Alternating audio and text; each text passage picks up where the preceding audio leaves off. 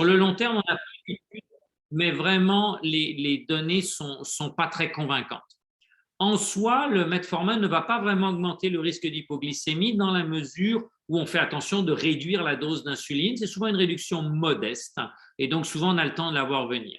Souvent, le metformin va permettre de légèrement réduire le poids, pas beaucoup, un tout petit peu pour les gens, 1 kg à peu près. Et le metformin chez les gens avec le diabète de type 2, il est généralement admis que ça réduit un petit peu le risque de maladie cardiovasculaire. On a une étude dans le diabète de type 1 qui suggère que ça va dans le bon sens, mais ça serait très exagéré de dire que ça réduit les maladies cardiovasculaires. On est sûr que ça ne fait pas de mal, ça fait peut-être du bien sur l'accumulation de cholestérol, de calcium, de graisse dans le sang, dans les artères. Les données vont dans le bon sens, elles ne sont pas définitives. Quel est le prix à payer pour ces bénéfices? Ça peut donner, surtout si on donne trop vite, trop fort la dose, des nausées, des douleurs abdominales et surtout des diarrhées. Le principal problème qu'on peut avoir, c'est des diarrhées. Souvent, l'idée, c'est de partir à petite dose et de monter lentement. Les anglophones ont une phrase qui sonne bien pour ça, start low and go slow. Dans de très rares cas, on peut manquer un petit peu de vitamine B12, mais il y a d'autres raisons pour manquer de la vitamine B12. Ça s'appelle l'anémie de Birmer. C'est une maladie auto-immune et ça peut exister avec le diabète de type 1. On pourra en faire un jour un webinaire. C'est qu'il y a des gens qui vivent avec le diabète de type 1 qui peuvent avoir d'autres maladies auto-immunes, la plus fréquente étant l'hypothyroïdie, mais il y en a plein d'autres. Quand on a les reins très, très, très malades, ce médicament peut s'accumuler et créer une acidose. Il faut faire attention parce que souvent, on dit que ce médicament n'est pas bon pour les reins. C'est l'inverse. C'est quand les reins sont très malades que manier ce médicament est difficile. Donc, pour qui on pourrait le donner? On pourrait le donner à des gens qui, par exemple, ont une hémoglobine glyquée, donc la moyenne des glycémies, là, ce Graal au-dessus des cibles. On pourrait le donner pour réduire les doses d'insuline. Du point de vue du médecin, les doses d'insuline n'ont pas vraiment un problème important, mais pour certains patients d'expérience, l'idée d'avoir une dose plus faible, même si la moyenne des glycémies n'est pas meilleure, est très appréciée des patients. On pourrait penser que ça aide peut-être pour les maladies cardiaques et vasculaires, et puis avec le diabète de type 1, ça l'augmente et que donc, comme la toxicité est très faible, puis qu'on le sait, si on a la diarrhée, puis qu'on peut ajuster la dose ou revoir et ainsi de suite, on pourrait quand même l'essayer, mais il faut reconnaître que c'est une possibilité que ça n'est pas prouvé. Pas de données en pédiatrie, vous verrez pour aucun des médicaments, mais celui-là, on a un peu de données. Pour les deux autres, on n'a pas du tout de données. Donc, les risques sont faibles.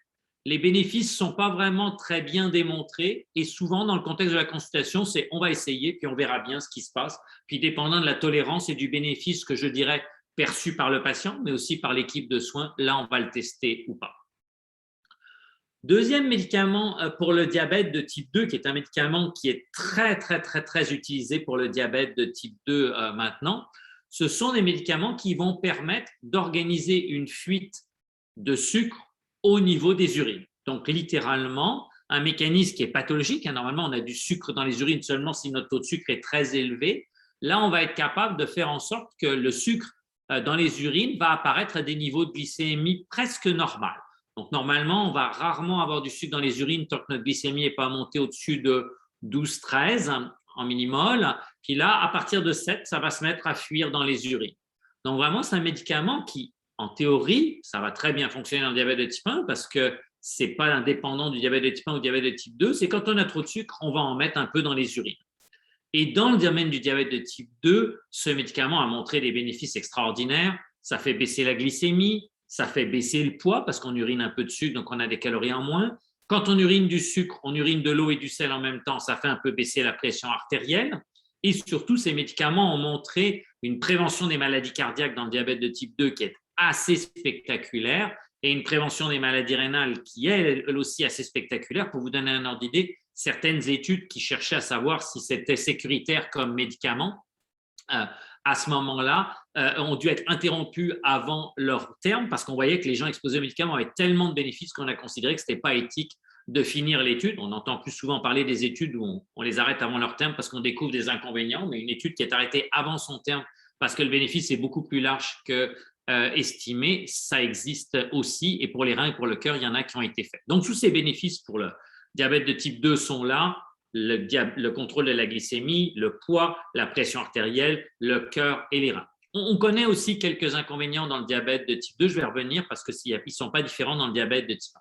Donc, clairement, quand on utilise ces médicaments-là, on va augmenter notre capacité à perdre du sucre dans les urines. Et vous voyez que c'est beaucoup moins de patients qui utilisent ce médicament dans le registre Better. C'est juste 3,5 %. Puis on va revenir sur les inconvénients qui sont rares, mais significatifs pour ça.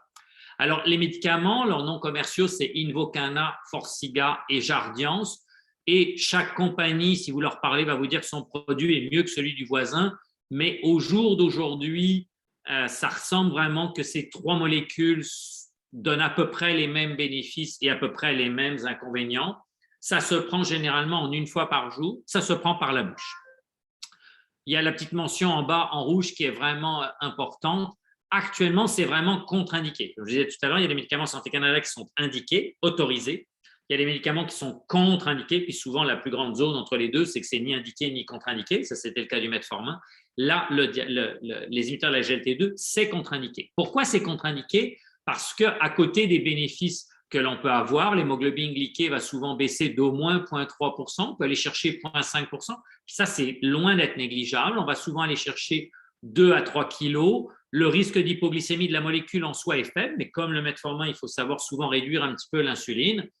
Et les bénéfices cardiovasculaires et rénaux dans le diabète de type 2 sont impressionnants. Par exemple, l'insuffisance cardiaque, qui est quand le cœur ne pompe plus assez, qu'il y a du sang et de l'eau qui s'accumulent dans les poumons, c'est réduit de 60 % au moins par ces molécules-là. C'est donc la molécule la plus puissante pour prévenir ou traiter l'insuffisance cardiaque. Dans le diabète de type 2, à nouveau, pour la dialyse, on estime, donc les reins qui ne fonctionnent plus quand on doit aller à la dialyse plusieurs fois par semaine, on estime qu'en moyenne, ces médicaments retardent l'apparition le recours à la dialyse de 6 à 8 ans, ce qui est énorme. Alors pourquoi on ne s'en sert pas dans le diabète de type 1? Parce qu'il y a un risque très rare, mais qui a été retrouvé dans toutes les études, de ce qu'on appelle l'acidocétose, c'est-à-dire quand on a à la fois trop de corps cétonique dans le sang. Ça, c'est quand on se sert beaucoup trop du gras comme source d'énergie. On est des moteurs à 2 énergies, on peut se servir du sucre et du gras. Puis quand on vit avec le diabète de type 1, on se met à servir du gras quand on n'est pas bien capable de se servir du sucre. Puis notre capacité de recycler les déchets de l'utilisation du gras comme source d'énergie, elle est limitée. Et ça crée des corps cétoniques. Puis s'il y en a trop des corps cétoniques, ça crée de l'acidose dans le sang et c'est pas bon. Donc acidocétose, c'est pas une bonne nouvelle. Souvent, quand on vit avec le diabète de type 1, on en a connu une au diagnostic quand on ne savait pas ce que c'était. C'est quand on a normalement la glycémie très élevée, de l'acidose dans le sang et les corps cétoniques. Le problème avec ces médicaments qui font uriner du sucre, c'est qu'on a les corps cétoniques, on a l'acidose, mais on n'a pas la glycémie élevée parce que le sucre, il part sans arrêt dans les urines et donc détecter ce risque devient plus difficile. Comme dans le diabète de type 2, ces médicaments augmentent le risque que les petits champignons que nous avons tous sur nos voies génitales, Candida albicans, ils se développent un petit peu plus. Donc, on parle de balanite chez l'homme. Ça gratouille un peu, c'est un peu rougeâtre, il y a un petit dépôt blanchâtre. Ça se traite très facilement. Ce n'est pas une maladie sexuellement transmissible, mais c'est assez désagréable quand même. Et ça, c'est un risque qui est bien connu et bien établi. Donc, on a un énorme paquet de bénéfices et on a des inconvénients qui peuvent être gênants. La balanite, la vaginite, ce n'est pas très fréquent, mais quand même, pour vous donner un ordre d'idée, c'est un peu moins de 1 % des hommes qui vont avoir ça et à peu près 2 à 3 % des femmes. Alors, c'est sûr, ce n'est pas beaucoup, mais quand on l'a, on l'a. Mais la principale limitation, et la raison pour laquelle Santé Canada nous dit pour l'instant ne le prescrivez pas, mais vous avez vu qu'il y a à peu près 3,5 % des patients dans Better qui l'ont, que certains professionnels de la santé le font, c'est le risque d'acidocétose, qui est non négligeable. Alors, les consensus ou les recommandations aux médecins de dire c'est pas autorisé, mais si vous le faites, voilà ce qu'il faut faire. Ou si on regarde les pays où c'est autorisé, au Japon, dans certains pays d'Europe, il y a des autorisations pour le diabète de type 1 très ciblées. Donc, on vous donne là avec Sarah, qui m'a aidé à préparer ça, les choses, seulement chez les adultes, pas chez les enfants. Il n'y a pas encore de bonnes études chez les enfants, même les enfants qui vivent avec le diabète de type 2. Ça arrive, le diabète de type 2 chez les enfants, malheureusement, qui vont avoir une hémoglobine glyquée au-dessus de la cible, donc qui n'arrivent pas à atteindre les cibles glycémiques. Il faut introduire une surveillance extrêmement régulière des corps cétoniques. Il m'arrive de le prescrire en contre-indication À ce moment-là, je vais souvent demander aux patients de faire quelques valeurs avant de débuter le médicament pour voir où ils en sont en corps cétonique. Puis ils vont les surveiller très, très régulièrement. Puis on va expliquer aux patients que dès que ça va passer au-dessus de 1,5, il ne faut pas prendre le médicament, qu'il y a quelques situations où il ne faut pas le prendre, les jours où on est très malade, si on a une gastroentérite, si on a de la fièvre et ainsi de suite.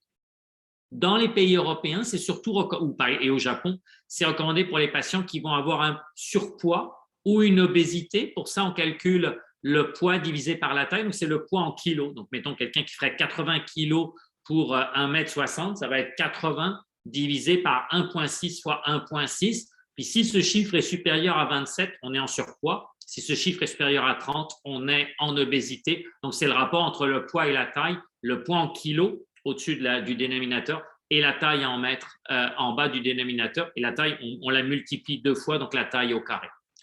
Souvent associé à ça, c'est les gens qui vont avoir des doses d'insuline un petit peu plus élevées, au-dessus de 0,5 unités par kilo de poids. Encore une fois, les patients, des fois, y attachent beaucoup plus d'importance que les professionnels de la santé, mais ça ne veut pas dire que ce n'est pas important de le regarder. Pourquoi? Parce qu'on a observé que chez les gens qui avaient des doses d'insuline plus élevées, le risque d'acidocétose, cette complication rare, même avec les SGLT2, mais qui peut être grave, était beaucoup moins important. Et puis, on pourrait le considérer si les patients avec le diabète de type 1 ont des maladies cardiovasculaires ou des maladies rénales, puisqu'on sait que dans le diabète de type 2, ça a procuré un immense bénéfice. Ça ne nous garantit pas le bénéfice dans le diabète de type 1, mais ça suggère qu'on pourrait peut-être l'avoir. C'est un des gros trous de la recherche actuellement, c'est qu'il n'y a pas d'études pour savoir si les bénéfices pour le cœur ou pour les reins largement observés dans le diabète de type 2 s'appliquent au diabète de type 1. On a des raisons de penser que oui, mais on aimerait bien avoir la preuve. Alors, le dernier traitement du diabète de type 2 dont je vais parler, c'est ce qu'on appelle les agonistes du récepteur au GLP-1. C'est une injection qui va de 1 fois à 2 fois par jour à 1 fois par semaine, qui aide énormément les gens qui ont le diabète de type 2 parce que ça va réduire l'appétit, ça va ralentir un petit peu la vidange de l'estomac, ce qui jusqu'à un certain point est une bonne chose parce que le sucre va rentrer plus lentement dans la circulation, mais si on dépasse un certain point, ça va pouvoir donner de la nausée, donc il faut trouver le point d'équilibre avec ça. Puis ça aide à sécréter un petit peu plus d'insuline, puis à sécréter un peu moins de glucagon. Comprenez que dans tous les mécanismes qu'on a dit là, tout peut s'appliquer au diabète de type 1, sauf sécréter plus d'insuline. Puis ça, c'est un peu plus de 4% des gens dans le registre Better qui nous le disent. Alors, la façon dont ça se passe, c'est que vraiment ces médicaments vont aider à réduire l'appétit, réduire le glucagon et puis ralentir un peu la vidange de l'estomac. Alors, il y a 3 médicaments qui sont disponibles. La RAMQ refuse systématiquement de les rembourser pour le diabète de type 1, mais les assurances privées, on arrive des fois à se faufiler. Le Trulicity, le Victoza et l'Ozempic. Puis, il y en a 2 qui sont très peu utilisés, mais qui sont un mélange dans la même seringue. On a notre insuline, puis un petit peu de ce médicament-là par unité d'insuline. Et donc, ça permet, c'est juste remboursé par certaines assurances privées, mais ça permet de limiter le nombre d'injections, puis d'avoir, en même temps qu'on prend son insuline de longue durée d'action, pour les gens qui ne sont pas à la pompe, eh ben, on peut avoir ça. Celui qui a le plus de succès, c'est l'Ozempic, parce qu'il est 1 fois par semaine et que c'est celui qui permet de perdre le plus de poids et qui est souvent une demande importante du patient. Donc, si on essaie de regarder les bénéfices connus, ça fait baisser l'hémoglobine glyquée 0,3, 0,4%. Dans le diabète de type 2, c'est beaucoup plus, c'est souvent 1% et plus parce que ça joue sur l'insuline qu'on n'a pas. La perte de poids qui est souvent proche de 5-6 kg avec l'Ozempic, c'est la même dans le diabète de type 1 si on va jusqu'à la dose maximale et puis c'est plus difficile d'aller à la dose maximale de ces éléments-là. Comme les 2 autres médicaments, le risque d'hypoglycémie n'est pas très important, mais il faut savoir réduire les doses d'insuline. Ça permet de réduire les doses d'insuline qui, encore une fois, est très appréciée par les patients. Et dans le diabète de type 2, chez les patients qui vivent avec le diabète de type 2, ça a démontré une réduction des maladies cardiaques qui est assez impressionnante. Il n'y a pas le bénéfice rénal qu'on a vu avec les pilules pour faire uriner les reins qu'on a parlé là, mais il est possible, il est en cours d'exploration, mais le bénéfice cardiaque, ce n'est pas exactement le même qu'avec la pilule qu'on a parlé avant, là, comme le Forxiga, l'Invokana ou le Jardiance, mais c'est quand même assez impressionnant.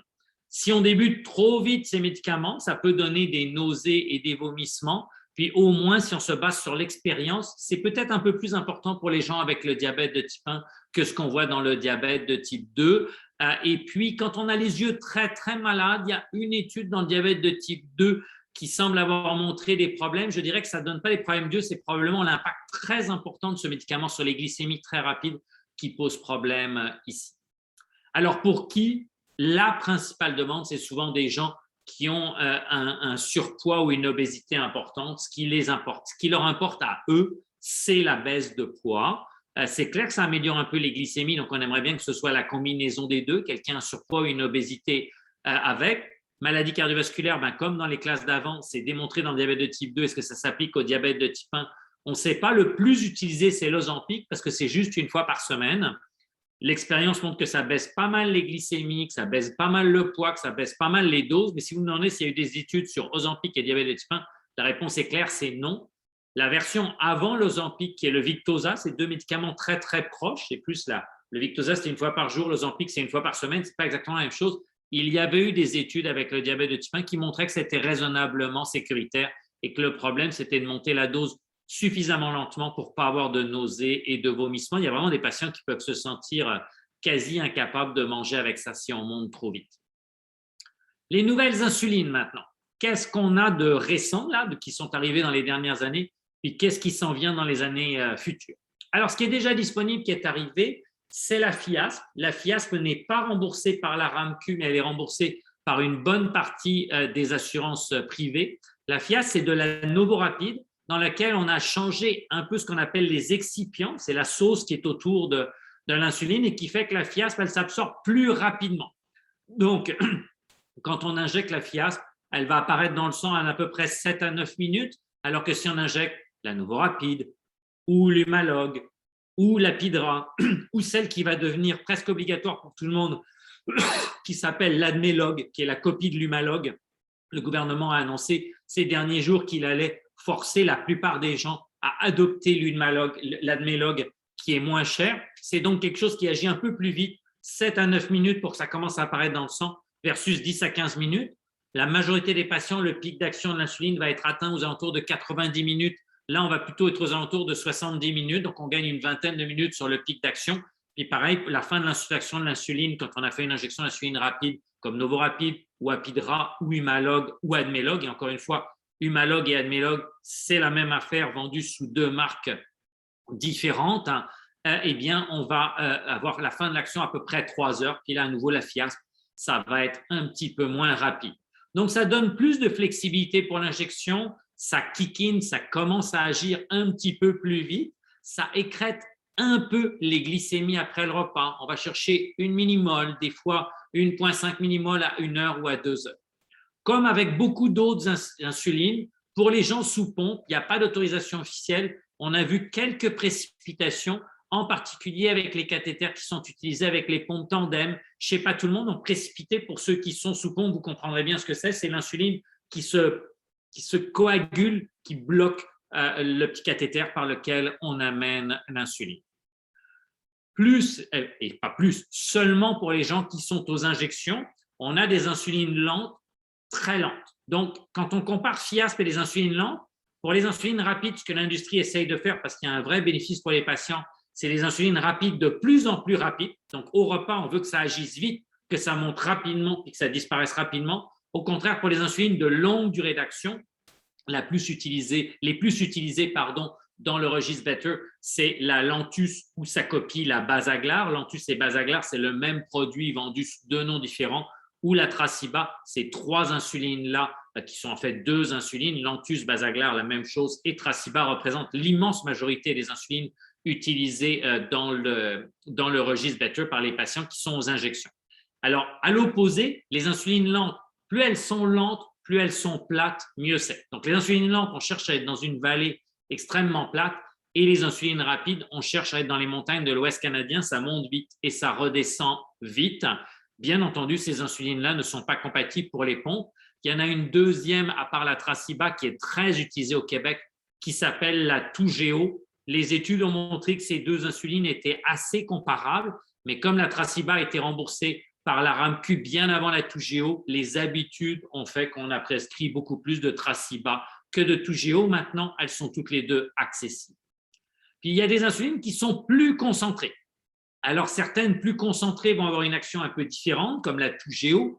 D'autres plus concentrées, comme l'Humalog U200, ont exactement la même action que les insulines moins concentrées. Donc, il faut faire un petit peu attention à laquelle on a, mais généralement, ces insulines plus concentrées ont comme bénéfice principal de réduire le volume d'injection.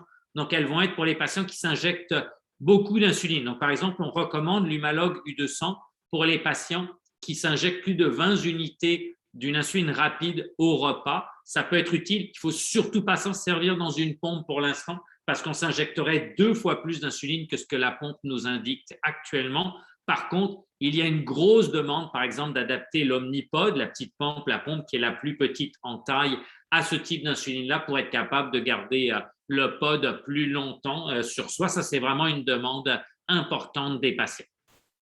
Qu'est-ce qui est en développement d'une façon beaucoup plus superficielle? Il y a vraiment des nouveautés pour des insulines qui vont rester plus stables, plus longtemps à température ambiante.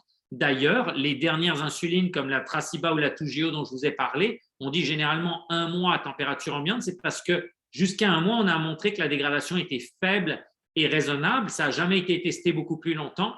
Pour des insulines comme la Toujeo ou la Trasiba, on a montré que c'était compatible jusqu'à 45 jours, 1 mois et demi. Ça ne veut pas dire que ça ne pourrait pas durer plus longtemps, mais on n'a pas d'évidence que ça dure plus longtemps. On a des insulines aussi qui sont capables d'agir un peu plus facilement sur le foie. Quand on n'est pas diabétique, ce qui se passe, c'est que mon insuline à moi, qui a la chance de vivre sans diabète, elle est libérée par mon pancréas et le premier organe qu'elle rencontre dans la circulation, c'est le foie. L'insuline doit passer au travers de mon foie avant d'aller vers mes muscles et mon gras. Et quand on s'injecte l'insuline sous la peau, c'est l'inverse qui se passe. L'insuline va d'abord dans le gras et dans le muscle avant de revenir au foie. Il y a donc des avantages à agir sur le foie d'abord pour mieux contrôler les glycémies. Et donc, on a chimiquement un peu modifié les insulines pour qu'elles préfèrent un peu plus agir sur le foie que sur le muscle et sur le gras. Et puis, les premières données sont assez rassurantes. Ça semble baisser un peu l'hémoglobine glyquée, ça semble baisser un peu le risque d'hypoglycémie et donner un peu moins de variabilité. La première étude, il faut toujours prendre ça avec un grain de sel, est très favorable. Et puis, le rêve, c'est d'avoir une insuline qui soit capable de s'ajuster à la glycémie ambiante. Donc, vous savez peut-être que les insulines, ce qui fait qu'une insuline rapide est rapide, les insulines, elles se mettent 6 par 6 sous la peau. Et si cet hexamère se dissocie rapidement, ça donne une insuline rapide, une Norapide, une Humalog, une Admelog, une Apidra, une Fiasp. Si au contraire, cet hexamère est très stable et reste accroché longtemps, ça va donner une Lantus ou une Basaglar ou une Trasiba. Eh bien, ce qu'on est capable de faire, c'est ce qu'ils ont pour l'instant juste chez l'animal et pas encore pour des glycémies qui intéressent les patients avec le diabète de type 1, mais c'est de dire la glycémie est élevée, on va libérer l'hexamère plus rapidement pour que ça baisse, ou attention, la glycémie est basse, l'enzyme avec ses petits bras musclés retient l'insuline ensemble et elle n'est pas absorbée. Donc, c'est le rêve idéal, c'est une insuline qui s'ajusterait au niveau de glycémie et qui minimiserait les hypos et les hyper. Technologie, puis je vois qu'il y a des questions qui rentrent, je vous promets, je vais essayer d'y répondre à toutes pendant ce temps-là, puis je vois qu'il y a des gens qui veulent l'insuline qui s'ajuste automatiquement à leur niveau de glycémie. Alors, on parle d'insuline qui seront capables de réduire les vagues de glycémie, pas de s'ajuster à la minute ou pas. Je vais vous parler un petit peu de la lecture en continu de la glycémie et des pompes à insuline, et pour ceux qui ont les deux en même temps, de ce qu'on appelle les systèmes en boucle fermée. Dans le langage courant, on parle de pancréas artificiel. On s'entend que ce n'est pas un pancréas complètement artificiel. Le pancréas, ça fait plein d'autres choses, mais c'est comme ça qu'on l'appelle. Alors, juste pour vous donner un ordre d'idée, suis-je le seul à ne pas avoir de pompe d'insuline ou suis-je le seul à en avoir une? C'est un peu moins d'un patient sur 2 qui a une pompe dans le registre Better. À peu près 40% des adultes, presque 50% des enfants. Pourquoi presque 50% des enfants? Parce qu'il y a un programme de remboursement chez les enfants qui n'existe pas chez les adultes. On travaille, on discute avec le gouvernement là-dessus. N'attendez pas de développement dans les prochains jours, surtout que je pense qu'on va bientôt nous sortir la musique que les caisses sont vides à cause de la pandémie. La lecture en continu de la glycémie, par contre, a été presque plébiscitée par beaucoup de patients puisque c'est presque 80% des adultes, un tout petit peu moins. Donc, au moins les 2/3 des patients utilisent déjà une forme de lecture en continu de la glycémie, le Freestyle ou le Dexcom G6 pour les deux les plus utilisés. Parmi les patients qui utilisent et la pompe et le lecteur de glycémie, à peu près 1 sur 5 a déjà ces versions de pompe qui sont capables de parler au lecteur. Donc, le lecteur informe la pompe du niveau de glycémie et la pompe s'ajuste de façon automatique au niveau de glycémie. Pour ceux qui ne sont pas à la pompe, ce n'est pas tout automatique. Il y a encore besoin de s'occuper d'un certain nombre de choses, mais c'est certainement un ajustement automatique. Donc, pour ceux qui ne sont pas à la pompe, ça serait comme remplacer sa Lantus, sa Basaglar ou sa Trasiba par un système qui s'ajuste automatiquement à la glycémie. Alors, qu'est-ce qui est disponible? Vous avez ici l'ensemble des éléments disponibles. Il faut reconnaître qu'il y en a deux qui sont beaucoup plus utilisés que les autres, le Freestyle et le Dexcom G6, parce que la RAMQ les rembourse à des conditions qui sont assez facilement accessibles quand on vit avec le diabète de type 1. Et pour tous ceux qui sont aux assurances privées, à part le fait qu'ils se permettent de nous demander de la paperasserie en plus, ils n'ont pas le droit de vous refuser si vous êtes éligible aux conditions de la RAMQ. Une assurance privée au Québec ne peut pas offrir moins que la RAMQ. Donc, souvent, ce qu'ils vont faire, c'est qu'ils vont nous demander de remplir de la paperasserie, de la paperasserie, de la paperasserie.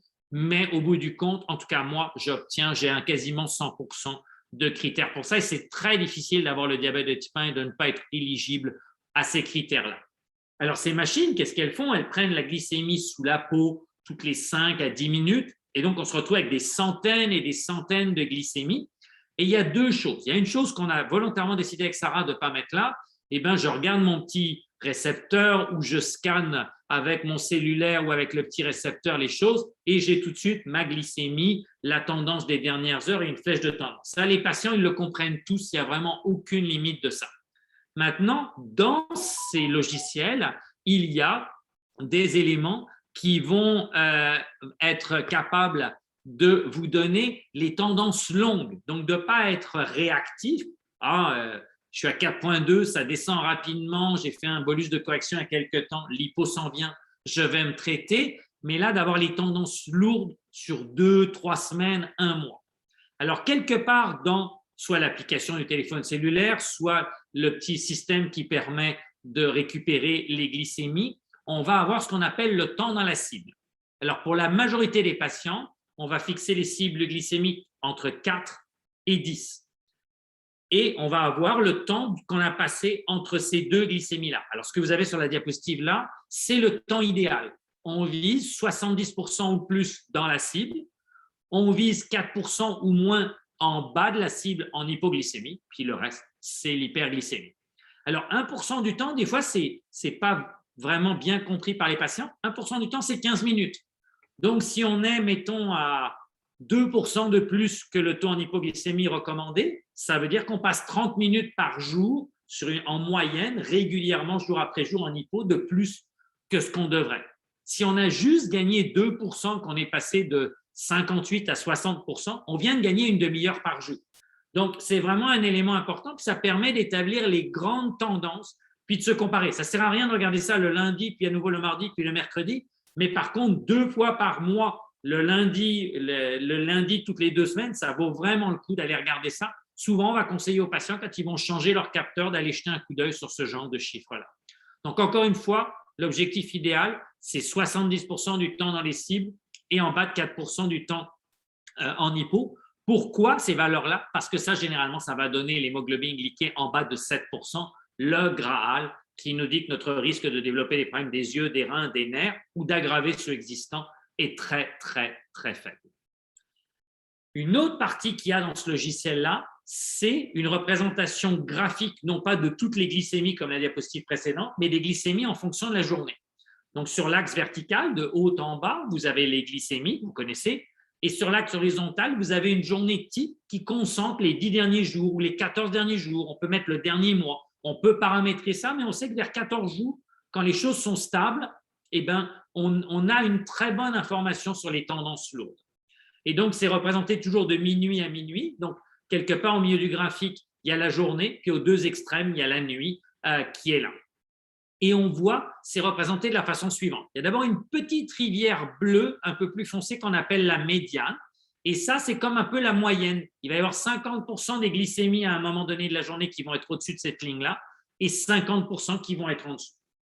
Puis après ça, il y en a une qui s'appelle 25e au 75e percentile. Souvent, les patients l'appellent la rivière bleue foncée. Ça représente 50% des glycémies à un moment de la donnée. Puis celle qui est 10e, 90e, ça, c'est 80% des glycémies à un moment donné. Donc, par exemple, pour ce graphique-là, si vous vous mettez à 6 heures du matin, eh bien, en moyenne, ce ou cette patiente-là et le plus souvent aux alentours de 6. 50% du temps, il est au-dessus de 6, 50% il est en bas de 6. Si je regarde de me dire à peu près une fois sur deux où il est, si on regarde la glycémie là, à 6 heures du matin, c'est quelque part entre 7 et 5. Donc 50% du temps, ce patient-là qui est souvent à 6, il va être entre 7 et 5. Puis si je me dis 8 fois sur 10 où il est à ce moment-là, 8 fois sur 10, il est entre 4 et 12 à peu près. Donc voilà ce que ça donne. Ça nous donne vraiment le portrait de la glycémie sur une journée qui contracte les 14 derniers jours le plus souvent. C'est comme ça qu'on fait. Alors comment on analyse ça? Puis si vous le voulez, on pourra mettre dans le boîte de dialogue, on a même des petites vidéos qui permettent d'apprendre à lire ça. Eh bien, comment on regarde ça? La première étape que l'on fait généralement, c'est de s'assurer qu'il n'y a pas d'hypoglycémie. Et là, on a remis en rouge les deux lignes horizontales qui sont les cibles idéales. C'est quand je vis avec le diabète de type 1, je voudrais le plus souvent possible que ma glycémie soit contenue entre 4 et 10, pas au-dessus et pas en dessous. La première des choses qu'on regarde, c'est s'il y en a qui sont en dessous, parce que nous, on est convaincus que tant qu'il y a des hypos, on aura du mal à aller chercher les hyper. Alors, on regarde si une de ces rivières bleues touche ça, et quand la rivière bleue touche cette ligne du 4, ça veut dire qu'on a à peu près un jour sur 4, un jour sur 5, un jour sur 3, où les gens vont être en hypo. Et dans l'exemple qui est ici, on voit vraiment que la rivière bleu clair passe en dessous de la ligne du 4 dans à peu près entre 23h et minuit. C'est vraiment un moment où ce ou cette patiente-là fait des hypoglycémies. Donc, on a cette courbe, on regarde d'abord les hypoglycémies, puis après ça, la deuxième chose que l'on va aller regarder, c'est s'il y a des grandes tendances. Est-ce qu'il y a des moments où la médiane, la ligne bleue moyenne, a la tendance à monter et à descendre? Et généralement, si on trouve un endroit où il y a une montée, une descente importante, c'est là que c'est le plus rentable pour ajuster son insuline.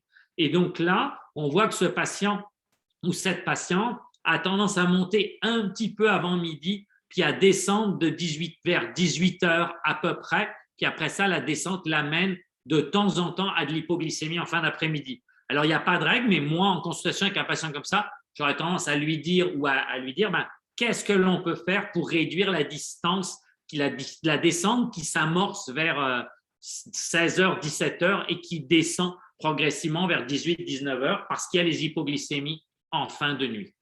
Puis après ça, la dernière chose que l'on regarde, c'est les moments où ça varie le plus. Ça, le moment où ça varie le plus, c'est le moment où l'épaisseur de la rivière gris clair, bleu clair, là, elle est la plus épaisse. Et clairement, ce ou cette patiente-là, c'est le soir. Est-ce qu'il ou elle a plus de mal à calculer ses glucides le soir? Est-ce qu'il ou elle oublie des fois son injection le soir? On pourrait penser à un jeune parent très occupé avec les devoirs, les repas et ainsi de suite qui pourrait l'oublier. Est-ce que la composition des repas le soir est différente? Est-ce qu'il y a de l'activité physique différente le soir? Est-ce qu'on a bien fait attention à changer les zones où on s'injecte l'insuline pour éviter qu'il y ait l'accumulation des lipodystrophies? Les causes de variabilité, la liste, elle est très, très importante, mais c'est souvent ça. Donc, première étape, est-ce qu'il y a des hypos? Deuxième, et quand elles sont, et comment on peut les changer? Deuxième étape, est-ce qu'il y a des moments où il y a des changements importants? Et c'est souvent là que c'est le plus rentable d'aller changer les choses. Et troisième étape, est-ce qu'il y a des moments où il y a une variabilité importante et comment on peut la réduire? Plus la variabilité est réduite, plus ça sera facile d'ajuster ces doses d'insuline. Alors, dernière toute petite partie avant vraiment un survol très, très rapide des autres éléments et on va passer aux questions. Qu'est-ce que c'est le futur proche pour la lecture en continu de la glycémie? Le futur proche, c'est réduire le volume de ces trucs-là. Le Freestyle Libre 3, qui a déjà été lancé dans certains pays, c'est en gros le freestyle que beaucoup d'entre vous connaissent. C'est clairement le lecteur le plus utilisé au Québec. Il est plus petit et plus fin. On réduit d'à peu près 70%. Donc, vous passez d'une pièce de 2 $ à une pièce de 20 sous, à la fois en épaisseur et en diamètre.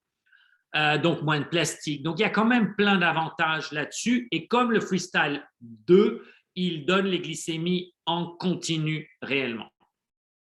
Le Freestyle 2 étant la version évoluée du Freestyle qui n'est pas remboursée par la RAMQ, qui mesure les glycémies en continu et qui a des alarmes en plus. Mais en termes de volume et d'apparence, c'est exactement la même pastille que le Freestyle classique. Le Dexcom G7, et non pas le G6 qu'on utilise actuellement, lui aussi beaucoup plus petit, 60%, et lui aussi va pouvoir atteindre le 14 jours. Actuellement, le Dexcom, il faut le changer tous les jours. On a eu des questions avant de débuter sur l'Eversense, qui est déjà disponible dans certains pays. L'Eversense, c'est cette toute petite chose que vous pouvez voir à gauche du cercle, qui est comme un gros grain de riz qu'on implante sous la peau. Donc, c'est littéralement une petite puce que l'on met sous la peau. Partez pas des trucs conspirationnistes et ainsi de suite. Par-dessus la peau, on met la petite partie noire que vous voyez à côté et ça mesure pendant 6 mois les glycémies. Il faut encore le calibrer une fois par jour. Les pays où c'est disponible, c'est apprécié. La déception des patients qu'il peut y avoir, c'est une mini-opération chirurgicale qui se fait sous anesthésie locale pour le mettre. La déception des patients qu'on entend dans les études, c'est le besoin de la petite pastille noire sur la peau au-dessus de ce système-là pour le relayer vers le téléphone. Les gens aimeraient que ça devienne complètement non visible, même si quand on passe le doigt dessus, on peut sentir la petite pastille sous la peau. Qu'est-ce qui s'en vient pour les pompes? Les futures générations de pompes, c'est des pompes qui vont s'ajuster, qui vont être capables de parler avec le capteur de glycémie. Il y en a déjà qui existent, comme la Medtronic 670, 770 avec leur capteur Enlight, la pompe Tandem qui parle avec le Dexcom G6. Ça, c'est des pompes qui s'ajustent automatiquement pour le débit de base, donc pour l'équivalent des insulines de longue durée d'action en fonction de la glycémie ambiante. Et parmi les patients qui portent et la pompe et le capteur, c'est déjà un patient sur 5 qui fait ça.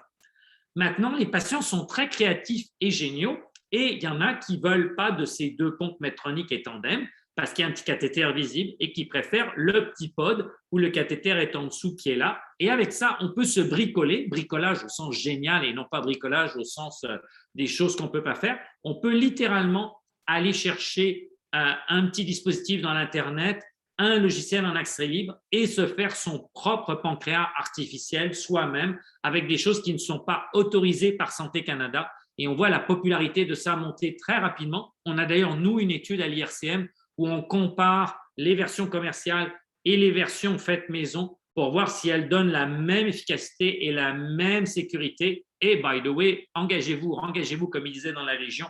On cherche des patients pour ça. Vous pouvez nous en parler pour ça. Qu'est-ce que c'est les futures pompes? Vous voyez, les chiffres changent un petit peu. On passe de 770 à 780. Essentiellement, les futures pompes, elles vont permettre non pas de viser la même glycémie chez tout le monde, parce que les pompes, là, c'est comme du prêt-à-porter. C'est la même glycémie chez Madame Lavoie, chez Monsieur Tremblay et ainsi de suite. Ça va permettre de personnaliser les cibles glycémiques en fonction de comment on se sent, de comment on réagit et ainsi de suite. Donc, on passe du prêt-à-porter au sur-mesure pour ça. Et toutes les études qui sont disponibles, elles sont nombreuses pour ça, montrent que le fait de pouvoir individualiser, de pouvoir retrouver un peu de flexibilité pour ces glycémies apporte énormément. Le gros défaut de ces pompes-là, c'est de ne pas encore avoir offert de bonnes fonctions pour l'activité physique. On a déjà parlé, on en reparlera, l'activité physique, c'est une grande source d'hypoglycémie, c'est une grande source de frustration pour les patients de ne pas avoir de bonnes solutions pour éviter les hypos. Ces pompes-là ont encore besoin de progrès pour ça. Et puis juste un mot, il y a une chose, je vais commencer par le point en bas. On avait eu il y a 3-4 ans des études qui disaient que le vaccin pour la tuberculose, le BCG peut-être un peu modifié, réduirait l'apparition du diabète de type 1. On nous pose souvent des questions là-dessus. C'est quelque chose pour l'instant où il n'y a aucune donnée qui est rendue publique. On sait qu'il y a des études qui sont en cours. On ne sait absolument pas. On pense que les chercheurs étaient un peu trop enthousiastes par rapport aux bénéfices attendus, mais pas négligeables. Donc, on a eu beaucoup de questions là-dessus, mais il n'y a rien. Par contre, une molécule récente qui a un nom difficile à prononcer, teplizumab, a vraiment montré que si on donnait ça à des gens qui sont à très haut risque de développer le diabète de type 1, en gros, il y a quelqu'un qui a le diabète de type 1 dans leur famille, on leur a fait des prises de sang, puis on voit déjà qu'il y a des stigmates que ça ne va pas bien, soit la glycémie est un peu élevée, soit il y a des anticorps. C'est une injection. Ils ont regardé ce qui se passait après et le retard d'apparition du diabète de type 1 est d'à peu près 14 jours. Les effets secondaires sont modestes. Ils ont repris les études pour voir si en redonnant une autre injection 1 an ou 2 ans plus tard, on était capable à nouveau de gagner 1 ou 2 ans. C'est la première fois qu'on y arrive après une trentaine d'études où ça avait été des échecs après des échecs et des échecs. Récemment, la FDA a dit qu'ils n'étaient pas assez convaincus du bénéfice pour donner l'autorisation de le mettre en place, mais que ce médicament, avec plus d'études, pourrait avoir ce qu'on appelle la voie rapide, une autorisation rapide. Donc, il y avait un espoir que ce soit très rapide. Ce n'était pas le cas là, mais c'est quand même un progrès. Quand on a eu 30 échecs et qu'on a un succès, même si ce succès n'est pas considéré comme suffisant pour en faire un médicament disponible à l'hôpital du coin, parce que ce n'est pas facile à administrer, là, ça serait non négligeable. Et je suis surpris quand j'en parle avec les patients. Si on avait pu retarder de 2 ans l'apparition du diabète, la plupart des patients considéreraient que c'était très rentable. L'avis de la FDA, et donc Santé Canada se prononcera probablement pas là-dessus, est on y est presque, mais pas encore. Donc, je vais m'arrêter là, puis je vais prendre les questions qu'on peut avoir, et puis je vais me mettre ça sous les yeux, mais on en avait eu des questions avant, j'en avais eu 4, donc je vais d'abord les aborder, puis après ça, je vais aller dans le chat pour voir ça, puis je vais me permettre dans ces cas-là d'arrêter de partager pour qu'on puisse le voir. J'avais eu des questions sur est-ce que le Freestyle qui mesure les glycémies en continu, il est disponible? La réponse est oui, ça s'appelle le Freestyle Libre 2. Ça n'est pas remboursé par la RAMQ, c'est remboursé par beaucoup d'assurances privées parce que on va avoir ce Freestyle 2 au même prix que le Freestyle 1. Pour ceux qui utilisent la petite machine pour scanner, il faut une autre machine pour scanner. Pour ceux qui utilisent l'application avec le cellulaire, il faut enlever la première application et mettre l'application du Freestyle 2. Et essentiellement, c'est le Freestyle que vous connaissez avec 3 alarmes, trop haut, trop bas, et le téléphone ou le petit récepteur ont perdu la relation avec le téléphone. Ce que les études peu nombreuses ont montré, c'est que les alarmes permettaient de sentir les hypos. C'est particulièrement indiqué pour les patients qui ne sentent pas bien leurs hypoglycémies. On pense, mais on n'a absolument pas la certitude que la RAMQ acceptera de le rembourser à partir de cet automne. J'ai eu des questions avant qu'on débute aussi sur quand est-ce que ça s'en vient les pancréas artificiels, donc les pompes qui s'ajustent complètement au niveau de glycémie, mais totalement autonomes. Pour ceux qui n'ont pas ça ou pour ceux qui sont aux injections, c'est une pompe à insuline avec un capteur. Le capteur ajuste l'insuline en dehors des repas, mais au moment des repas, le patient doit encore interagir avec sa pompe pour dire je mange 40 grammes de glucides ou 60 grammes de glucides ou je vais faire du sport ou je vais conduire. Et donc, quand est-ce que ça s'en vient ça? Rien avant 2-3 ans. On a vu passer quelques études dans la littérature qui suggèrent qu'il faudra probablement ajouter une autre hormone pour arriver à quelque chose de totalement autonome. Cette autre hormone, c'est le glucagon, qui est l'espèce d'anti-insuline, qui permet de donner un grand coup de frein s'il y a besoin. Et ça semble faisable. On commence à l'entrevoir. Mais pour être franc, on a pensé que les pancréas artificiels, quand on a commencé à dire ça s'en vient, je regardais mes notes l'autre jour, c'était 2011 qu'on a dit, ben là, on y est presque. Et on les a eus depuis 3-4 ans. Donc, ça prend quand même souvent 5-6 ans avant d'être sur le marché. Il y a eu 2 questions avant qu'on débute les choses sur tout ça coûte trop cher. La réponse est oui, tout ça coûte trop cher. C'est difficile d'y accéder. Il y a des choses. Une des choses dont on est très fiers dans Better, c'est qu'on a contribué, on n'est pas responsable, mais on a contribué, les données de Better ont été en partie utilisées par la RAMQ et par l'INES pour autoriser le remboursement du Dexcom G6. Ce n'est certainement pas les données dominantes, mais tout le temps que vous nous donnez nous a permis pour ça. Oui, l'accessibilité, les coûts restent trop importants. Et un des points où le gouvernement a raison néanmoins, c'est qu'il ou elle a l'impression, par exemple, quand on regardait les profils de glycémie, là, que les professionnels de la santé, incluant moi, ne faisant pas un assez bon travail pour permettre aux patients de tirer tout le bénéfice qu'ils ont de ça et donc de les transformer de réactifs à ma glycémie est à 4,2, ça descend vite, je me traite, à aller regarder ce temps dans la cible et ce profil de glycémie pour ça. Il y a eu aussi des questions sur les gens qui ont le Freestyle 2 ou les gens qui ont le Dexcom. Au début, il n'y avait pas de petit récepteur. On était vraiment obligé d'avoir un cellulaire qui est un cellulaire pas trop ancien. Là, ce n'est pas le téléphone à poche qu'on peut avoir. Et en fait, les 2 compagnies ont fait marche arrière et maintenant, on peut avoir accès à des récepteurs pour l'un et pour l'autre, pour les gens qui ne veulent pas s'en servir pour le cellulaire. Alors, je vais revenir maintenant aux questions qui me sont arrivées dans le chat et on va regarder ça. Alors, il y a des gens qui m'ont dit qu'ils veulent les insulines qui s'ajustent automatiquement au niveau de glycémie et ça, je suis bien d'accord.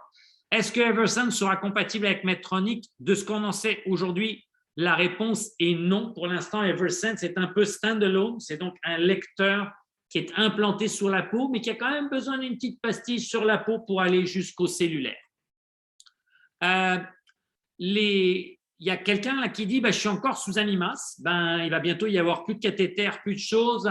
Est-ce que je peux fabriquer un système avec cette pompe-là? Généralement, avec la pompe Animas, c'est difficile, je ne vous le recommanderais pas. Les pompes qui permettent de faire du looping, donc Santé Canada regarde ça avec bienveillance, ce n'est pas autorisé, mais ils ne font rien pour l'interdire. C'est les petits pods Omnipod et certaines vieilles pompes Medtronic qui permettent de faire ça. Est-ce qu'on pourrait arrêter de prendre le metformin au bout d'un an, une fois qu'on a les bénéfices, parce que le bénéfice est surtout sur la première année? Franchement, on n'en sait rien. Ce qu'on sait, c'est qu'en termes de glycémie, les gens, par exemple, quand on fait une étude où la moitié des gens prennent le metformin, puis l'autre moitié prennent un placebo, puis les patients ni le docteur ne savent pas bien là où il y a la pilule active, on voit que le metformin permet de baisser la glycémie pendant 3 à 6 mois, à peu près de 0,3%. Puis ça, c'est vraiment rentable pour les patients avec le diabète de type 1. Puis à peu près vers 6 mois, 1 an, la différence devient 0,1, 0,2%. Puis ça, c'est considéré comme pas suffisant. Pourquoi cet effet a tendance à disparaître avec le temps? Et est-ce que les autres effets possibles, par exemple sur les artères, pourraient mettre plus longtemps? On n'en sait franchement rien. Comme souvent, les études sont faites avec le diabète de type 2. Il y a très peu d'études avec le diabète de type 1.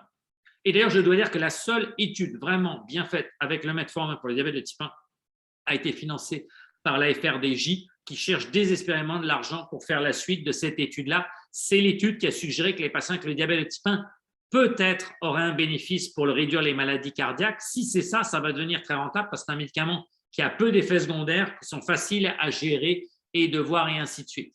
TOUGA et Tracebo, Toujeo et Traceba, donc les deux insulines de longue durée d'action, laquelle est la meilleure? Franchement, on n'en sait rien. On a 2 études qui les ont regardées face à face, qui est vraiment ce qu'on a besoin comme professionnel de la santé. Sortez votre appareil à mesurer le cynisme, il va monter vers des sommets. L'étude qui a été faite par Novo Nordisk, qui produit la Traceba, suggère que la Traceba est un peu supérieure à la Toujeo. Il faut les yeux de la foi pour le voir. Et l'étude faite par Sanofi, qui fait la Toujeo, suggère que la Toujeo est un peu supérieure à la Traceba. Alors, ce n'est pas qu'ils ont trafiqué les chiffres, mais ils n'ont pas du tout pris les mêmes patients dans les 2 études et ils ont pris a priori les patients qui fonctionnent mieux. By the way, c'est que les patients avec le diabète de type 2. Donc, à toute fin pratique, on n'a pas la bonne réponse Toujeo ou Traceba. Mon expérience clinique, c'est qu'il y a des patients qui sont mieux avec la Traceba qu'avec la Toujeo et des patients qui sont mieux avec la Toujeo que la Traceba. Donc, c'est essai-erreur. En termes d'accessibilité et de remboursement, c'est un peu la même chose. Si on doit dire quelque chose, c'est 2 insulines qui se ressemblent plus qu'elles ne se différencient. Et donc, c'est 2 insulines qu'il faut essayer et voir. Mise à jour pour les projets de recherche en diabète de type 1 et surtout qui pourraient faire vraiment avec les médicaments du diabète de type 2 qui peuvent servir pour le diabète de type 1. Avec Sarah, on a vraiment essayé de vous mettre les choses les plus à jour. Metformin, pas beaucoup de risques. Les bénéfices sont modestes pour ceux qui sont vraiment démontrés, mais souvent la principale indication de l'essayer, c'est réduire les doses d'insuline, mais il faut être honnête, on n'a pas d'études après quelques mois pour montrer que le bénéfice persiste. Les médicaments pour une urinée du sucre, il n'y a aucune raison que ça ne fonctionne pas dans le diabète de type 1. Il y a une grosse inquiétude de Santé Canada que les patients ne soient pas bien éduqués et suivis pour suivre les acidocétoses, pour les dépister, être capable de les voir arriver. Et d'ailleurs, les pays où ça a été autorisé, comme par exemple en France, il y a une indication toute limitée, c'est juste certains endocrinologues qui ont le droit de le prescrire. Donc, c'est des gens qui font une formation particulière. C'est un modèle qu'on n'a pas au Canada. Par exemple, en France, si vous voulez une pompe, il faut qu'il y ait un endocrinologue accrédité par département. Un département, c'est un peu comme une MRC ici, qui va dire oui, ça vaut le coup. Puis à ce moment-là, vous l'avez. Donc, ce genre de modèle-là, Santé Canada, la RAMQ hésite beaucoup. Par contre, ce que je peux dire, et puis donc les analogues du GLP-1 comme l'Ozempic, la principale indication, c'est « Docteur, aidez-moi à perdre un peu de poids, je ne suis pas bien dans ma peau, ça va m'aider ». Maintenant, tous ces médicaments, ça aide un peu pour les glycémies. Puis on ne sait pas si d'empiler le metformin, plus l'Ozempic, plus un peu de Forxiga, Invokana ou autre, fait des éléments. Le médicament qui a le plus de potentiel, c'est ceux qui font uriner du sucre, parce que s'il y a un bénéfice pour les reins et pour le cœur, comme les patients qui vivent avec le diabète de type 1 sont à risque de maladie des reins et de maladie du cœur, à ce moment-là, on aura un bénéfice très, très important bien au-delà du contrôle de la glycémie. Malheureusement, ces études-là, elles n'existent pas pour ça. Le système Omnipod Horizon. Donc ça, Omnipod, c'est la seule des 3 pompes pour l'instant où il n'y a pas une version disponible de pancréas artificiel. Le système Omnipod Horizon, c'est le système de pancréas artificiel de la compagnie Omnipod. 1 an dans le meilleur des cas, probablement d'ici 2 ans, ça va être ils vont embarquer d'emblée avec la 2e génération des pancréas artificiels où on pourra vraiment aller pitonner pour dire, moi, je vise telle glycémie ou telle glycémie. Et on pourrait dire, par exemple, que c'est une jeune femme qui vise une grossesse et qui veut donc un excellent équilibre glycémique, parce que l'excellent équilibre glycémique, même avant le début de la grossesse, donne d'énormes bénéfices pour le bébé. Là, on va viser plus bas. C'est une personne avec le diabète de type 1 plus âgée, qui n'a pas de complications importantes, mais qui à chaque hypo manque de tomber pour se casser la hanche. Là, on va viser plus haut. Quand est-ce que la pompe Omnipod Dash sera compatible avec d'autres lecteurs de glycémie comme le Dexcom G6? Ça a été annoncé, on n'a aucun horizon pour savoir quand est-ce que ça se fait. Le vaccin pour le diabète de type 1, quand est-ce que c'est disponible? On a vraiment besoin d'une autre étude préliminaire, puis encore après ça, d'une autre étude de grande taille. Si ça marche, et ce n'est pas du tout prouvé que ça marche, à ce moment-là, ça ne sera probablement pas avant une décennie pour ça. Les pens les crayons qui ont une mémoire et qui sont capables de communiquer avec un lecteur de glycémie, le premier qui va être lancé normalement juillet 2022, c'est les crayons qui vont vous dire de quand est votre dernière dose, quelle était votre dernière dose et communiquer avec votre lecteur de glycémie. Les cellules souches, clairement 2 études en cours extrêmement impressionnantes dans l'Ouest canadien, pas de données récentes, mais ça semble vraiment être une façon d'avoir une greffe qui permettrait d'être vraiment importante. Je vais vite parce que je vois que le temps passe malheureusement. Les pompes qui s'ajustent automatiquement au débit basal vont-elles pouvoir être personnalisées, avoir des débits temporaires, personnaliser les cibles? Oui, c'est la prochaine génération et ça, c'est vraiment pour 2022. Le vaccin, j'ai déjà abordé ça. Le capteur de Medtronic, en gros, là, la personne me dit c'est un petit peu trop gros, je l'aime un peu moins que les autres, il faut encore le changer plus souvent tous les 7 jours, il faut le calibrer. Celui actuel, la compagnie dit 2 fois, on recommande plutôt 3 ou 4 fois par jour. La prochaine génération sera un peu plus longue, un peu plus fiable et ne nécessitera qu'une calibration par jour. Donc, il va rester des frustrations, mais moins qu'avant. Les assurances, on n'a pas d'accès aux pompes quand on n'a pas d'assurance privée. Pour ça, qu'est-ce qu'on peut faire? On travaille avec le gouvernement. On dit vraiment que c'est un élément qu'il faut qu'il y ait un programme. Ce à quoi je travaille, je ne vous garantis rien, c'est qu'il y a un programme pilote pour montrer que des patients sélectionnés au Québec pourraient avoir ça. Et puis, les papas, mamans qui sont inquiets de la survenue du diabète pour le diabète de type 1 chez leurs enfants, ces trucs comme le telpizumab que j'ai parlé à la fin, ça, c'est un énorme espoir. On est vraiment capable de savoir les enfants qui sont à très haut risque maintenant, mais on n'a rien à proposer. Moi, à la consultation, je déconseille de faire ces prises de sang-là parce qu'on n'a pas de moyens. Ces nouveaux moyens sont vraiment, vraiment évidents. Est-ce qu'il y a des insulines qui vont disparaître du marché? Non. Mais est-ce que la RAMQ va arrêter de rembourser beaucoup d'insuline? La réponse est oui. La RAMQ, à partir du printemps prochain, la fin de l'hiver en fait, comme insuline rapide ne remboursera plus que l'Admelog, qui est l'équivalent de l'Humalog, la même chose, et elle cessera de rembourser beaucoup des autres insulines rapides comme la Novorapide et l'Apidra. Et pour l'Alantus, elle ne remboursera plus l'Alantus, mais juste la Basaglar. Si vous avez des insulines qui ne sont pas l'Admelog et pas la Basaglar, il faut vraiment parler avec votre médecin à votre prochain rendez-vous pour faire le changement, parce qu'au moment du rendez-vous, ça va être la cohue. Et je vais prendre une dernière question, réduire le risque de la COVID et le diabète de type 1 chez l'enfant modeste, c'est vraiment surtout le risque que la COVID va créer une hyperglycémie comme la plupart des infections virales et de vraiment le faire. Puis je m'excuse, il restait une dernière question que je vais essayer d'effleurer rapidement. Pourquoi tout le monde ne va pas sur pompe? Parce qu'il y a des gens qui ne veulent pas la pompe, il y a des gens qui n'ont pas besoin de la pompe et qu'on n'a pas de bonnes études qui nous permettent de savoir qui bénéficie de la pompe ou pas. Comme c'est très cher, le gouvernement est réticent à payer une pompe à quelqu'un qui n'en bénéficierait pas. Et c'est des coûts récurrents. Ceux qui sont sous pompe pourront vous le dire. La pompe a des avantages en termes de flexibilité. Elle a des inconvénients majeurs d'avoir quelque chose toujours sur soi et un coût important. il faut que j'apprenne à parler moins longtemps et pas plus vite. Je vous remercie beaucoup pour votre attention. J'ai vu qu'il y avait beaucoup de gens qui avaient assisté. C'est très, très apprécié. J'avais promis qu'à 13 heures, je m'arrêterai et je m'arrête comme prévu. N'hésitez pas à dire à nos collaboratrices, Sarah, Amélie, les sujets que vous voulez. Ça nous stimule énormément et moi, ça influence ma pratique et la recherche. Merci infiniment. Je vous souhaite une bonne fin de très chaude journée extrêmement humide. Au revoir.